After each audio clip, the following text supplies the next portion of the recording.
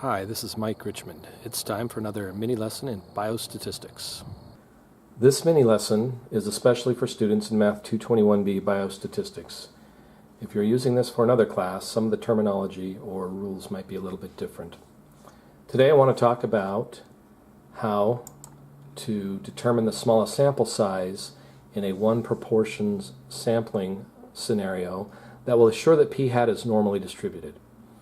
So in this case, let's suppose I've got p is equal to 1/4 or 0.25. The question asks, what is the smallest sample size that will assure p hat is normal? If you remember, there are two conditions that have to be met in order for p hat to be normally distributed. They are that n times p has to be greater than or equal to 10, where n is the sample size and p is the population proportion. Also, we have n times the quantity 1 minus p has to be greater than or equal to 10. In order to figure out what my minimum sample size could be, I need to solve both of these equations algebraically and isolate the n on the left-hand side. So this is pretty easy to do. For the equation on the left, where I have n times p is greater than or equal to 10, I can just divide both sides by p, and I will have n is greater than or equal to 10 over p. Same thing happens on the right-hand side. I can take 1 minus p, divide both sides of my equation by that quantity. I don't have to worry about distributing the n through the parentheses because I would just turn around and undo that later on. This just becomes simply n is greater than or equal to 10 over the quantity 1 minus p. Okay, so we have to remember that p is equal to 1/4. Let's start with our two equations again. And we're going to solve both of these for n. So on the left-hand side, I've got n is greater than or equal to 10 over p, which is the same thing as n is greater than or equal to 10 over 1/4. Now this is one of those goofy situations where I have a fraction within a fraction. So the way to solve this is to look at this main fraction bar that separates the numerator and the denominator. In this case, 10 is in the numerator or above the fraction bar, and 1/4 is in the denominator or below the fraction bar. Now I can either convert 1/4 to a decimal and then calculate 10 over 0.25, or if you remember your algebra about fractions, 10 over 1/4 is the same thing as 10 times 4 over 1. Well, that's going to give me 10 times 4 is 40. 40 over 1 is still 40, so my n is greater than or equal to 40. We'll do the same thing on the right-hand side. This time I've got 1 minus p in the denominator, and p is still 0.25, so 1 minus 0.25 is 0.75. I can either say n is greater than or equal to 10 divided by 0.75, or I can say n is greater than or equal to 10 divided by 3/4.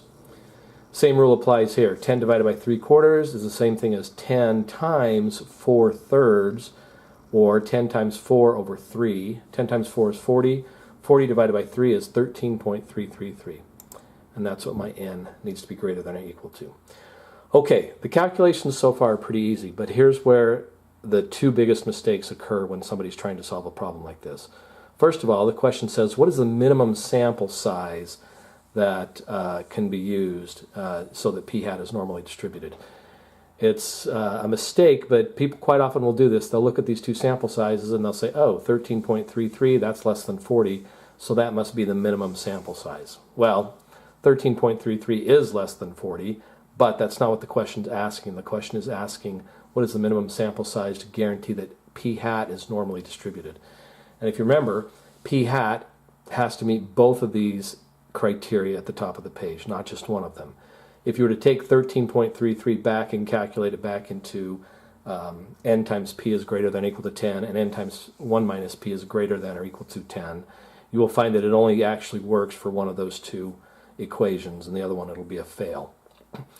So it turns out that you need to test both of these numbers, and in this case, when you test both of these numbers, 40 actually works for and satisfies both conditions, that n times p is greater than or equal to 10, and n times 1 minus p is greater than or equal to 10.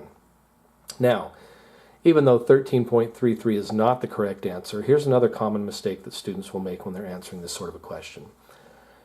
If you remember, you really can't have a sample size that's a decimal. Samples have to be whole numbers. I can't go and take 13.33 students and ask them a question. I would have to take 14 because 13 would be the minimum sample size. So even if 13.33 were the correct answer, If you report it out as 13.33, that's going to be incorrect because it needs to be rounded. It's not really even a rounding, but you need to elevate that value up to the next whole number. So I wouldn't round this to 13, but it actually reported out as 14 because 14 is the smallest whole number that is greater than 13. Anyway, hopefully you can avoid these two common mistakes as you're solving this problem of figuring out what the minimum sample size is to have a normally distributed p-hat. And that's it. Thanks for listening.